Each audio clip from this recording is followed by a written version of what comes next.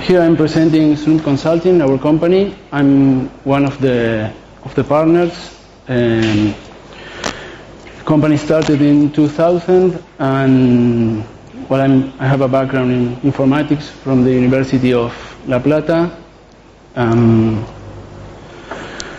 So one question we got asked is, what are you guys doing here? Because we don't program in Smalltalk in our company, but most of the things that we do while programming, we have learned working with Smalltalk in our previous life or our previous study at the university. So this is kind of what I would like to talk about, our origin and some ideas we learned using Smalltalk that we like and we are able to use depending on the technologies we use, and to tell you about the different projects that we have and to invite you to talk with us and if you want to join the company.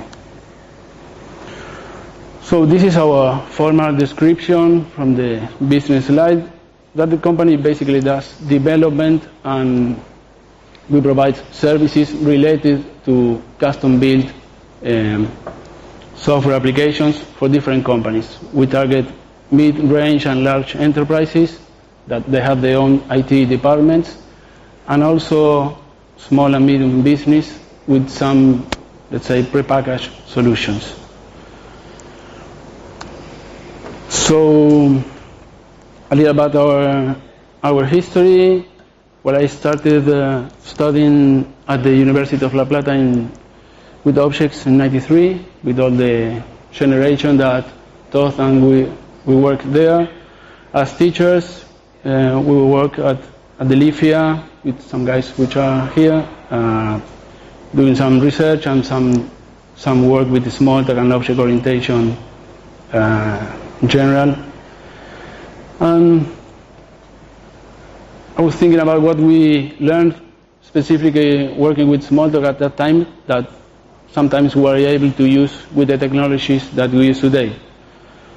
So a lot of things that we learned at that time, which were great and seemed natural at that moment, like, for example, reflective programming, where when we started working, it was something, I don't know, usual for us that we were able to change a class, add some methods, and have a living system, some things that when we started working with the technologies that companies use, like mainly Java, .NET, and some things like that, were not so easily or were mainly impossible to do.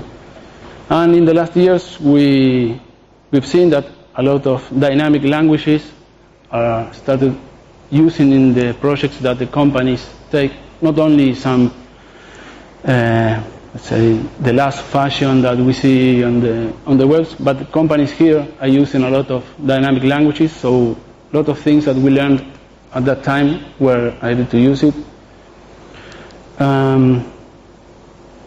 For us, it was very, very common to work with a live environment.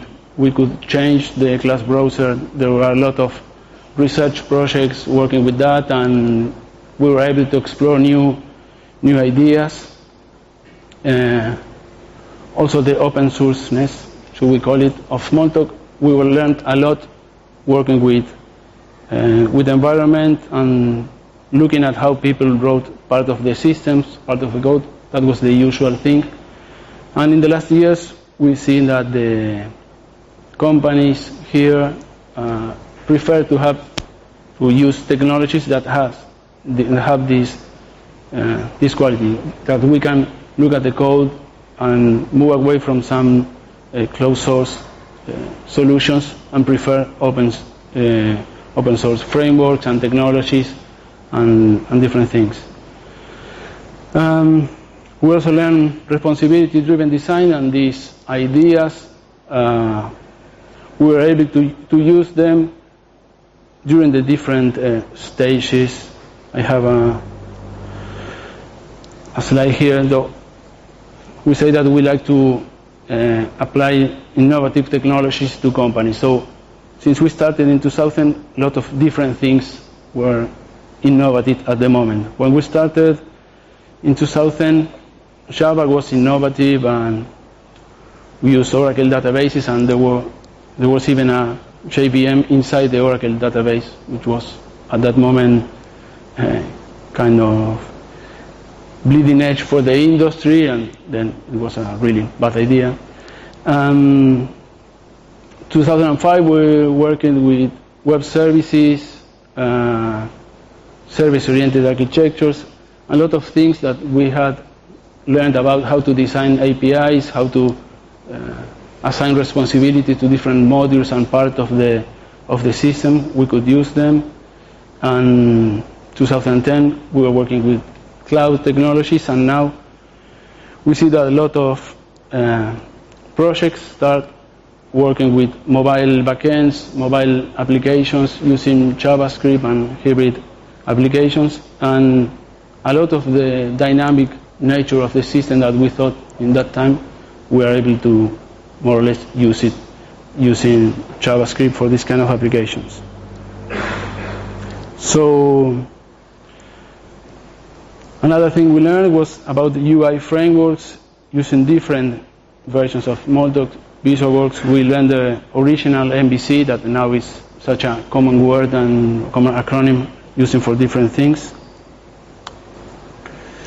So our company, as I said, works with different kind of companies. The word we use is innovation. So we like to take something that is innovative, not the bleeding edge, because we have to sell projects to our companies, which are based here, and are somehow more conservative than all the innovative stuff we see either on university or on the web. So we like to apply these kind of technologies, which is proven technologies, to work in projects that we like to say that are really good projects. So we use some modern technology, and which is appropriate for our customers, that we may be able to learn something new on the process, either on the technology, on how to use an idea that we have, or some new tool. But it is important for us to keep our people motivated and to keep ourselves motivated, working on something new, and that our customers find them valuable, either from the business perspective, and mainly that the users find that the products are useful and interesting. So, since this is kind of a recruiting talk, what we offer, or what we offer as an environment, and instead of telling you the formal stuff, I try to keep it informal. So there's some free food, even on Fridays. There's real food like pizza and sandwiches and something like that. Fruit every day. We work on teams using some variation of Scrum or some Agile methodology, and we really value everybody's opinion. So the way the company is organized, the project leaders and managers and project managers and directors, we try them to be sensible. So they don't get in the way, and teams really encourage people, even if they are the younger ones, to voice their opinions and to propose things that they think that could be better, even to our customers. We don't keep them hidden, like in some other companies or some other projects where I work. And we like to keep a connection with the community. For example, here that we have, although we don't work and we are not a Smalltalk company, we like to keep a connection with the Smalltalk company. We have relation with some non-profit organizations. One is called Comunidad IT, that they do a great thing. They fund people who can't go to the university because they don't have either the resources or the time, and they teach them some basic IT knowledge. They teach them how to talk in a job interview and some other soft skills, I would say. And they get them job interviews. And we got 2 or 3 guys that came from this project, and 2 of them are working at the company.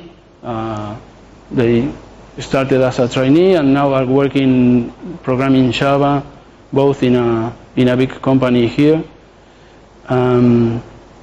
We also have a relationship with one program called Aprender a Programar, Learn to Programming, that they take students from high school, technical schools, and we give them a short internship, about 2 or 3 months, and then they start working in a small project, but for a real application.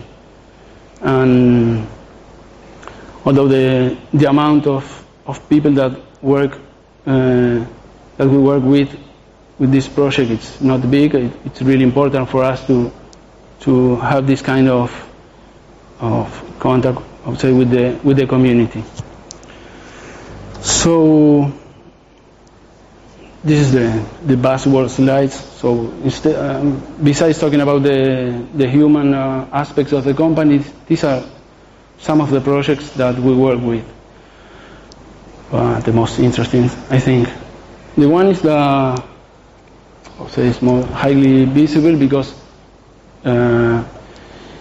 it belongs to a company called FiberTech, which is the biggest ISP here, and they are starting a program. They provide mobile hotspots for the customers and people in general, in Argentina and in Brazil, and then all over the world, we hope.